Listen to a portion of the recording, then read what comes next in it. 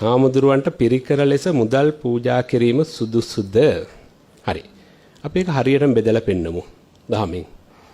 හාමුදුරුවන්ට සාමණේර හාමුදුරුවන්ට ජාත රූප රජත පටිග්ගහනා වේරමණී සික්ඛාපදං සමාදියාම කියලා ශික්ෂාපදයක් තියෙනවා. කියන්නේ මිල මුදල් රන් රිදී ඒවා පාවිච්චි කරන තහනම්, පිළිගන්න තහනම්. උපසම්පදා භික්ෂූන්ට ශික්ෂාපද දෙකක් තියෙනවා. ගනුදෙනු කරන්න තහනම්, ඒවා බාර ගන්නත් තහනම්, ඉවසන්නත් තහනම්, කාට හරි කියලා ගන්නවන්නත් තහනම්. ඒවා මෙතනින් තියලා ගියොත් ඉවසන්නත් බෑ, අතර ගන්නත් බෑ. කියන්නේ කවුරු හරි තිබ්බා ඉවසන්නත් බෑ. කොහේ හරි තියලා යන්නත් බෑ. කාට හරි කියන්නත් බෑ. මේ මහත්තයා ඔයා ගන්නකො අපි වෙනෙන් කියලා. එහෙම ගන්නත් බෑ. ඔන්න ශික්ෂාපද 3. දැන් සීලය තියෙන්නේ මොකටද? හික්මීමනේ. දැන් සීලය කැඩුවොත් ඕගොල්ලෝ පන්සිල් කැඩුවොත් කොහෙද උපදින්නේ? නිරේ යන්න හේතු වෙනවා, අපායට යන්න හේතු වෙනවානේ. හාමුදුරුවෝ පොරොන්දු වෙලා තියෙනවා ඒක කඩන්නේ නැහැ කියලා. දැන් පොරොන්දු වෙලා කැඩුවොත් හාමුදුරුවෝ එකක් බොරුවක් කියලා. බොරු පොරොන්දුවක්. පළවෙනි සිල්පදේ කරන බොරුවක් කරපු එකෙන්. දෙවෙනි සිල්පදේ පොරොන්දු වෙච්ච එක කඩලා. සිල්පද දෙකක්. එකක් වංචාවක් කළා බොරු පොරොන්දු වෙලා. වංචාකාරයෙක් වෙනවා. දෙවෙනි එක බොරු පොරොන්දුවක් වෙලා. නේ? බොරුවක් කළා. ඊළඟට තුන්වෙනි එක යා සිල්පදයක්ම කඩලා. පොරොන්දු වෙච්ච සිල්පද ටිකත් කඩලා. දැන් හාමුදුරන්ට පන්සිල්පද පහක් තියෙනවද දැන් උතනදී? දැන් එහෙනම් හාමුදුරුවන්ගේ සීලය බිඳින එක ඕගොල්ලෝ පින්ද පවුද? දැන් කියන්න ඕගොල්ලෝ උත්තරේ. හාමුදුරුවෝ නිරේට දාන එක ඕගොල්ලෝ හොඳද නරකද?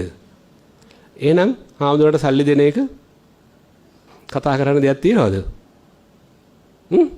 ඕගොල්ලෝ සතෙක් මරන්න කවුරු හරි පොළ බෝනවා. පෙළඹුවොත් ඕගොල්ලෝ සතෙක් මරනවා. ඕගොල්ලන්ට යහපතක් වේද අයහපතක් වේද?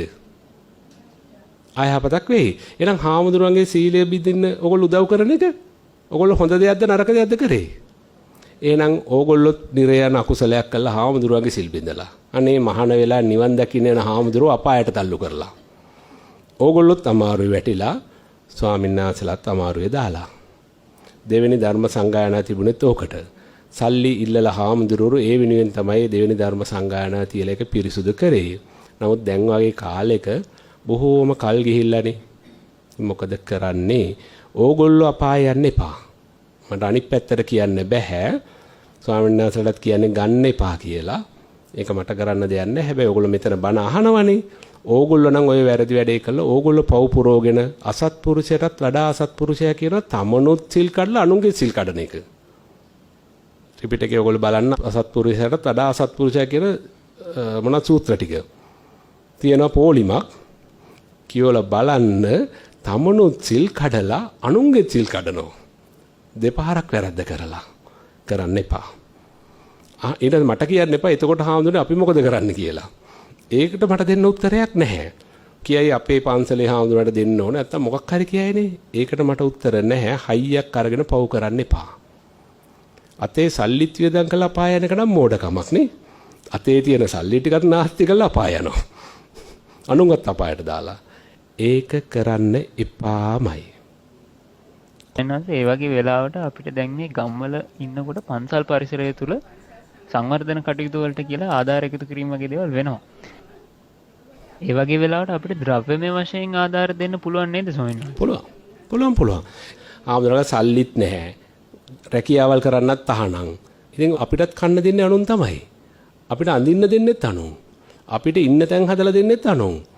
බේත් සෙසු පිරිකර අවශ්‍ය දේවල් මේ රේසර් එකක් දත් බුරුසුවක් දත් බේත් එකක් ඉඳලා හැමදේම සෙරෙප්පු දෙකේ ඉඳලා ඔක්කොම දෙන්නේ අනුන්. ඒක තමයි කරන්න ඕනේ. කරනවා නම් සිව්පස්සේ දෙන එක. ඒක තමයි ගිහියාගේ නිවැරදි ප්‍රතිපදාව. ඒක කරන්න. ඇයි මුදල්ම දෙන්නේ නේ? ඔව් ඕගොල්ලන්ට පුළුවන් එතකොට. ලයිට් බිල ගෙවලා දෙන්න ආරන්නේ පන්සලේ. සල්ලි දෙන්න ඕනේ නැහැ. එක මාසෙක ලයිට් බිල ගෙවන්න අවුරුද්දට. ඕ ඒ වගේ අවශ්‍ය දෙයක් දෙන්න. හැබැයි බලන්න මොකටද හදන්නේ කියලා. නේ? ඒක හදන්නේ හෝටලයක් හදන්නද නැත්නම් වෙන මොකක් හරිද කියලා බලන්න කුසල් වැඩකට හදනවනේ යහපත් ධර්ම කටයුත්තකට උන්නාට ආවාසයක් සහ මොකක් හරි යහපතකට නම් දෙන්න.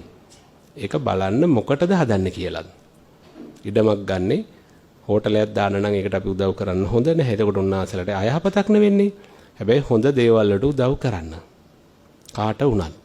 ඒක සියලුම සංඝරත්නය වෙනුවෙන් කරන්න ඕනේ හිමයි.